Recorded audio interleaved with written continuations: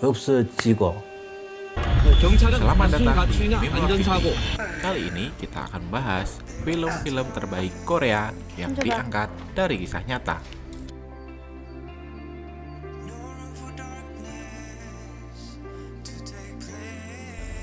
Nomor 10, 1987. 아빠 내려봐. 8711-023 최근 가르기 좋기야. 가진 거 없어도 당당하게 살아. 당당하게. 이거 중요한 거야. 꼭 알려야 돼. 안 해. 야, 그럼 사람이 억울하게 죽었는데 그냥 가만히 있어? Nomor 9, The Case of Itaewon Homicide. Ketika dua teman dicurigai melakukan pembunuhan, itu bisa berubah menjadi situasi yang sangat buruk. Dan itulah yang terjadi dalam kasus pembunuhan Itaewon. Dalam pembunuhan yang sebenarnya disebut pembunuhan Burger Itaewon. Arthur Peterson dan Edward Lee dituduh menikam mahasiswa bernama Hongik Jo Jung-pil pada tahun 1997. Lee dibebaskan setahun kemudian karena kurangnya bukti. Adapun Peterson, yang ayahnya adalah mantan perwira militer Amerika Serikat, ia dibebaskan dengan amnesti khusus. Setelah rilis film ini, keluarga Jo Jung-pil menuntut kasus ini untuk dibuka kembali. Bukti DNA yang ditemukan oleh pihak berwenang mengungkapkan Peterson sebagai pembunuh. 너를 들고 있었던 사람이 저 둘 중에 누굽니까? Well, AJ did put the knife in his pocket. 증인의 진술에 따르자면 스카이 하이로 올라가는 동안 두 사람을 Nomor 8, New Trial.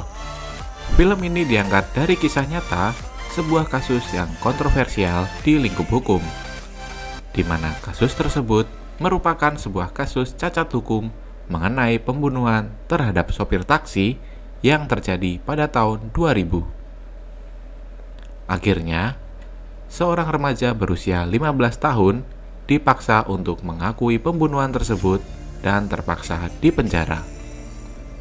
Film yang disutradarai oleh Kim Tae-yoon ini menceritakan tentang sosok Lee Jun-young yang diperankan oleh Jun-woo yang ingin menegakkan hak Jo Hyun-woo yang diperankan oleh Kang Han-eul yang hilang dikarenakan harus mendekam di penjara selama 10 tahun. Dan akhirnya, usahanya bisa terwujud. Pada bulan November 2016, pemerintah Korea Selatan mengajukan permintaan maaf dan membersihkan kembali nama Jo Hyun-woo. 백철기? 아시는 분입니까? 이 형사의 수사 방식에 문제가 있다고 느껴왔어요. 이 새끼들 봐라. 살인 사건에 대한 재심을 청구하는 겁니다. 나니 변호사다 이제부터. 재심이 이거 한 번밖에 기회가. Nomor 7, Hope. Diambil dari kisah nyata sebuah kasus pemerkosaan dan kekerasan oleh seorang pria berinisial Cho yang berumur 57 tahun terhadap gadis kecil yang berusia 8 tahun. Akibatnya, 3 hari kemudian Cho ditangkap dan hanya mendapatkan hukuman 12 tahun penjara. Hal tersebut dianggap tidak sesuai. Oleh karena itu, masyarakat Korea menuntut hukuman yang lebih berat terhadap tersangka seperti Cho.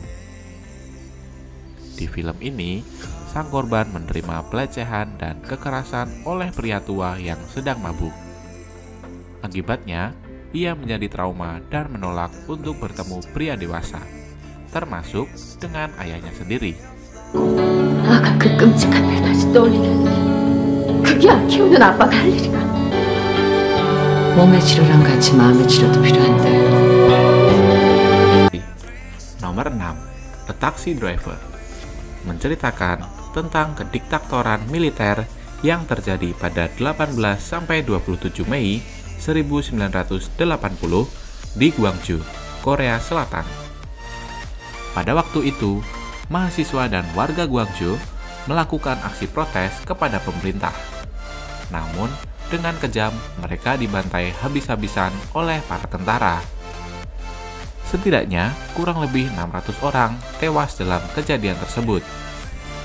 Kisah ini menggunakan sudut pandang seorang sopir taksi yang diperankan oleh Song Kang-ho. Dia membantu seorang wartawan asal Jerman yang diperankan oleh Thomas Kretschmann yang sedang meliput pemberontakan yang terjadi di Gwangju. Dia meminta untuk diantar pulang pergi ke Gwangju. 어디십니까? 집은 왜? 이 새끼가 대답 안 해? 그 이사 온 지 얼마 안 돼가지고. 어떡해 이건?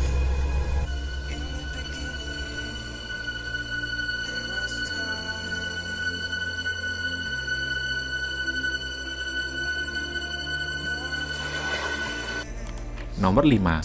The Chaser. Diangkat dari kisah nyata pembunuh berantai bernama Yong Chul-yo yang dihukum pada tahun 2005 karena terbukti membunuh 20 orang. Dalam film, karakter Yong Chul-yo diberi nama Ji Young-min yang diperankan oleh Ha Jung-ho. Young-min diceritakan membunuh para PSK yang ia pesan lewat mucikari Jung-ho yang diperankan oleh Kim Yun-seok.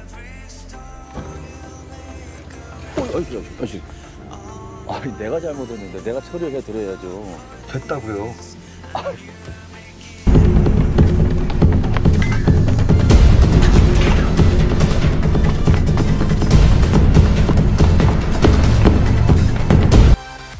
Nomor 4. The Himalayas. The Himalayas menceritakan tentang persahabatan antara Eun Hong-gil yang diperankan oleh Hong Jung-min dan juniornya Park Mo-taek yang diperankan oleh Jung-woo. Keduanya adalah rekan seperjuangan mendaki gunung di Himalaya.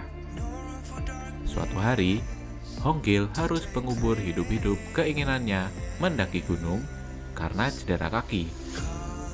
Ia pun beralih profesi menjadi dosen. Dan Park Mo-taek melanjutkan petualangannya untuk mendaki dan sampai suatu hari ia mendaki di Gunung Everest. Tragedi menimpanya dan ia meninggal. Hong-gil yang mendengar berita tersebut bertekad kembali mendaki untuk menjemput jenazah Mo-taek. 염대장, 이제 산 그만 가야겠다. 조난당했다는 소식입니다. 산에 올라갔고 산이 됐어. 그걸로 끝이야. 그럼 내려와야지. 거기서 삽니까? Nomor 3. Children. Ketika 5 anak laki-laki pergi untuk menghabiskan liburan nasional, mereka menangkap katak di Gunung Waryong dan tidak pernah kembali. Kelompok itu menghilang pada 26 Maret 1991, tetapi tubuh mereka baru ditemukan 11 tahun kemudian. Penyebab awal kematian mereka diyakini hipotermia. Investigasi lebih lanjut mengungkapkan bahwa 3 tengkorak menunjukkan bekas benda tumpul dan 1 ditembak di kepala dengan senapan.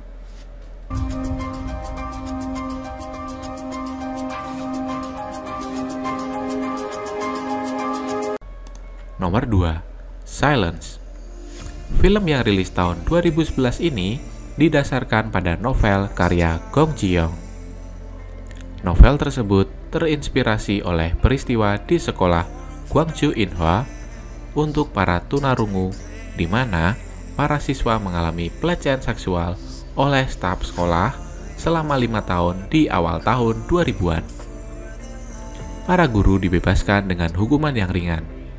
Lebih buruk lagi, 4 dari 6 guru tersebut dipekerjakan kembali setelah mereka lolos dari hukuman berdasarkan undang-undang pembatasan. 2 lainnya menerima hukuman penjara kurang dari 1 tahun. 때려요? 자기 아들을요? 내 그런 일 당했을 때 나 아무것도 못했어.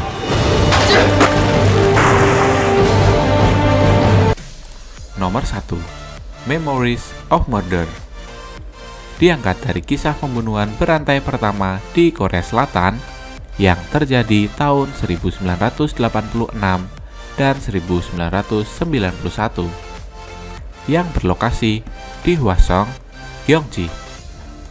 Tersangka memperkosa lalu membunuh 10 orang wanita mulai dari usia 71 hingga 13 tahun.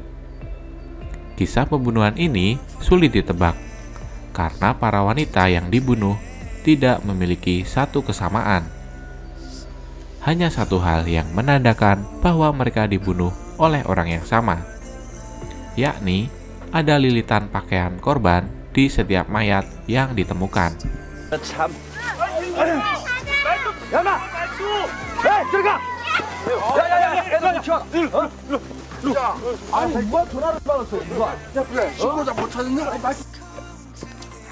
뭔 사진을 들여다보고 있냐? 잡판만 날아가시지.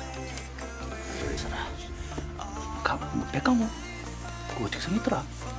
있잖아, 이쪽 얼굴이 좀